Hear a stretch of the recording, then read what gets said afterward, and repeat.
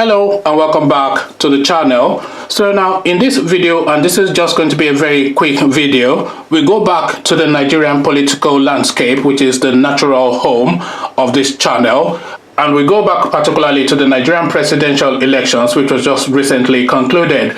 So now there's been a lot of pressure on Atiku Abubakar to give up his pursuit of that mandate in this heavily rigged election, which a lot of people agreed that was heavily rigged. So we've had a lot of people coming out to pressure Atiku Abubakar to give up his pursuit of that mandate and to phone General Buhari to congratulate him. So we've had General Babangida making all these pronouncements via newspaper articles. We've had Adams Oshiomhole. We've even had Dele Momodu, of all people, making Twitter comments as well.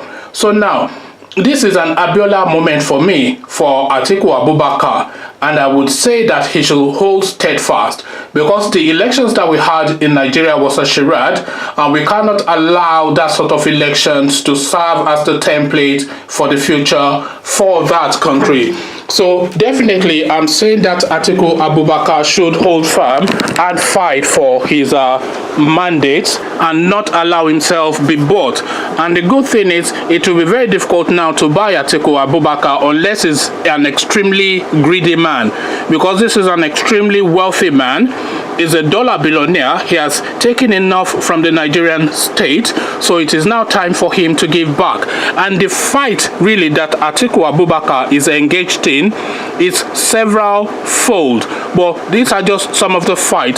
The fight one is to protect the sanctity of the ballot in Nigeria, because if we allow this sort of election that we had under this Buhari Professor Jigar thing that we just saw, if we allow that to pass, then that sets a precedence for future elections, because the elections that we've been having in Nigeria so far have been progressively, though slowly, getting better. We had the 1999 election, which was not really an election. It was just really the soldier guys installing Obasanjo in there just to pull themselves out. So that was not really an election, but they just put Obasanjo there. So that was not really an election, they just put Obasanjo there. And then we had subsequent elections which brought in Yar'Adua, which was heavily rigged. And Yar'Adua had the decency to come out and say those elections were rigged, and he made Nigerians the promise that this would not happen for the future. And he set in motion mechanisms to ensure that this doesn't happen for the future. And then subsequent elections that we had for Goodluck Jonathan was one of the best elections that we had, where Goodluck Jonathan won fair and square.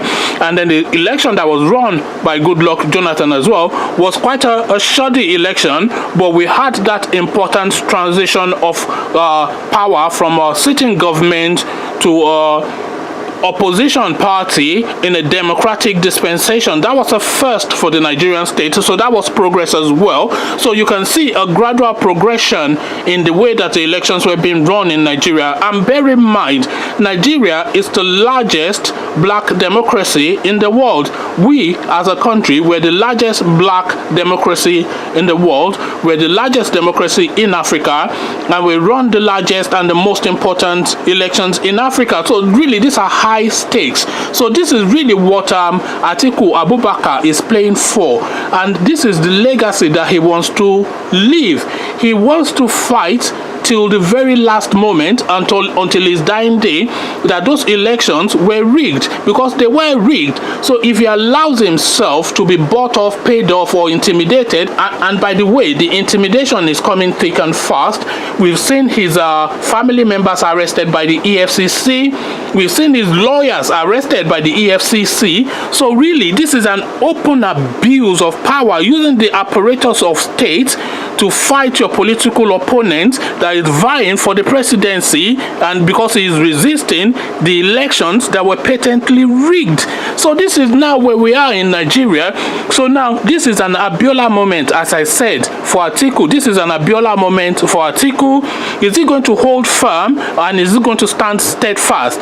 Because if he allows himself to be bought, then that makes true everything that's been said about him, that he's a corrupt, greedy man, because he has to be a corrupt, greedy man to allow himself to be bought at this stage. So if he's the only one standing, and if he's the only one left standing by that mandate, he should stand by that mandate until his dying dying day. And I, for one, will be standing with him on that mandate. Not because I particularly like Atiku. I don't really give a what's it about Atiku. I don't really care for the man. But really, I am standing for the sanctity of the Nigerian ballot.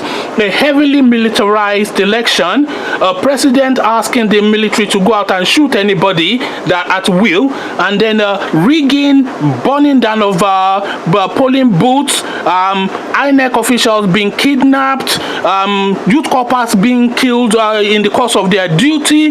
This is everything that happened, and at the end of it all, they said they've run election. They are telling us that 80% upvote in Borno State, a war zone, and you are telling us in the southeast where there is peace, the voters are down by 60%. So I mean, there's no court in even jungle justice, even an Idi Amin Dada court, even Idi Amin of Uganda would not be able to hold together a panel that would uphold against all the evidence of the riggings that we've seen in this election. So yes, Atiku should stand firm and he should fight hard for this mandate. And I for one say carry on. We are behind you, because really this is bigger than Atiku. This is a Nigerian moment, and comments the hour, comments the man.